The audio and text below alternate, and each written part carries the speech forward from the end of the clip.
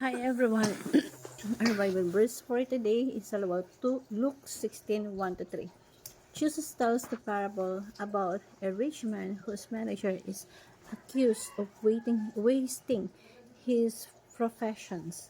The masters call him in, demands an accounting, and the manager, facing dismissal, contemplates his future, finding himself unable to dig or beg. So, ito po yung verse po natin today. Na, ang topic natin is patungkol sa sinasabing, ano nga ba yung tinatawag na internal conscious punishment.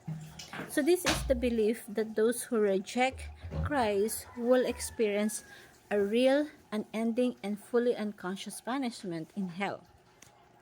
It is naming annihilate or temporary suffering. It is internal separations from God, marked by awareness, regret, and torment. Luke 16:22-24. While may sound severe, it highlights the seriousness of sin and the holiness of God, and why gospel is such urgent good news. So, dito po is tinuturo sa atin, first teaching natin is God is offended partly. And God is just, holy and just.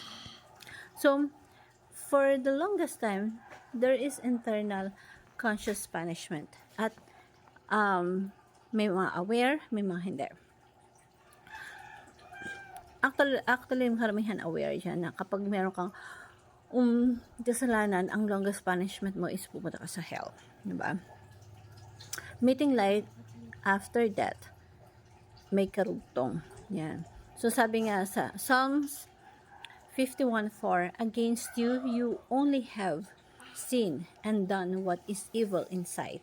So, you are fight your verdict and justified when you judge.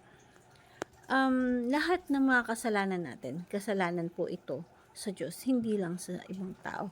God is holy and just. Yung Diyos natin, banal, walang bahid na karumihan. Siya po ay just and hindi corrupt na judge. Lahat ng desisyon mo, yung judgment ng Diyos, tama yon, accurate yan. Walang alam mo, walang bahid na karumihan sa pagkahatol. Isipin mong mabuti yung isang kriminal, diba? Pinatay niya yung mga taong mahal mo sa buhay o kaya malapit mong kaibigan. Tapos, yung isang judge, basta na lang pinalaya yung taong yon. So, ang isang judge na corrupt, di niya papalayaan yung isang nagkasala. Sabi nga ni God, I will not let go the guilty and punished. God make hell to punish devil doer. Nilikha talaga ng Diyos yung impyerno, yan, yung hell, to punish yung mga nagkasala. Ang ganda-ganda ng buhay mo dito na parang, alam mo, mayaman ka, na walang mahadlang sa'yo, na corrupt ka, pero patuloy pa rin yung yung gandang buhay mo, yung ginagawa mong pangit. Kung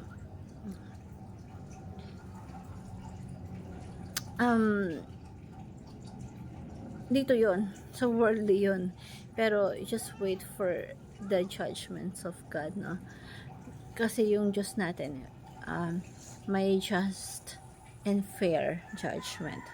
Yung hustisya natin, yung Diyos talaga natin na matuwid. Okay.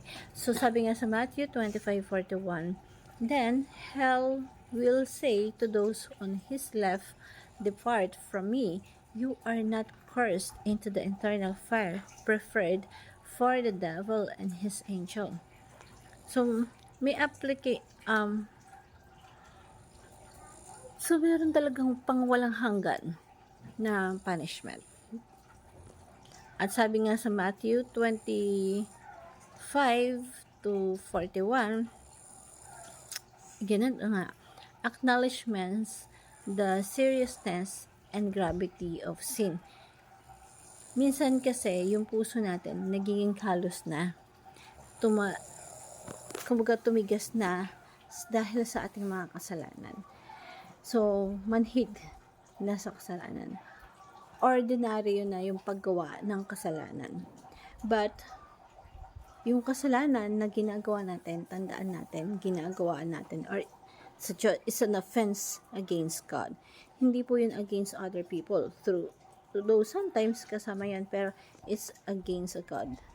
So, sabi nga ni Charlie Peace, kausap niya yung isang chaplain.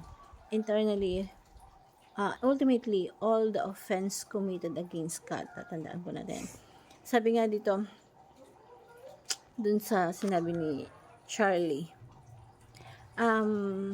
Sir, addressing the preacher, I believe what you and the Church of God says that you believe, even in England, were covered with broken glass from coast to coast. I will walk over it if I need be on hands and knees and think it worth while living just to save some souls from eternal hell. Like that. So sabi nga ni Chaplain, kahit na punong-puno ng bubog yung kapaligiran or yung tatawirin ko yung kabilang bundok para lang ma-share yung gospel. Kasi napaka-importante na meron tayong nasa-save na soul. So, yung tipong kahit puno ng bubog, yung kapaligiran mo, gagawin mo lahat. Mapuntahan mo lang yung mga tao mahal sa buhay mo para ma-sharean mo yung ng gospel at makilala nila si Jesus. Kung totoo, yung punishment na ganun talaga ang dapat mangyari, magkakaroon tayo ng care sa mga mahal natin sa buhay. Lalo na kapag sa buhay natin na ang kumikilos ay si Kristo. So, appreciate yung good natin ay Diyos ng hustisya. Hindi lang siya Diyos ng hustisya, kundi siya din yung Diyos ng pag-ibig. Pinakita niya sa atin kung paano yung pagmamahal niya dun sa krus ng Kalbaryo. Kaya wag nating isipin na yung Diyos ay judge na hukom, na basta-basta ka na lang pinatawad.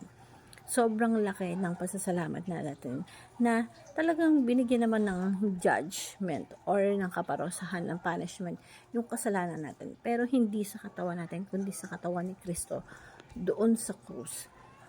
Yung hustisya ng Diyos ay may kaparusahan talaga.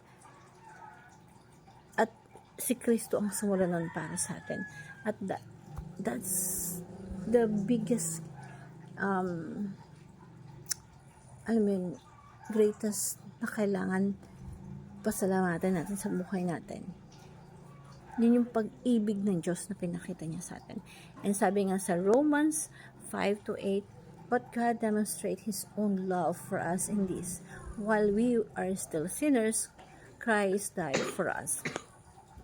So, hope you learned something dun sa verse natin today. Thank you everyone and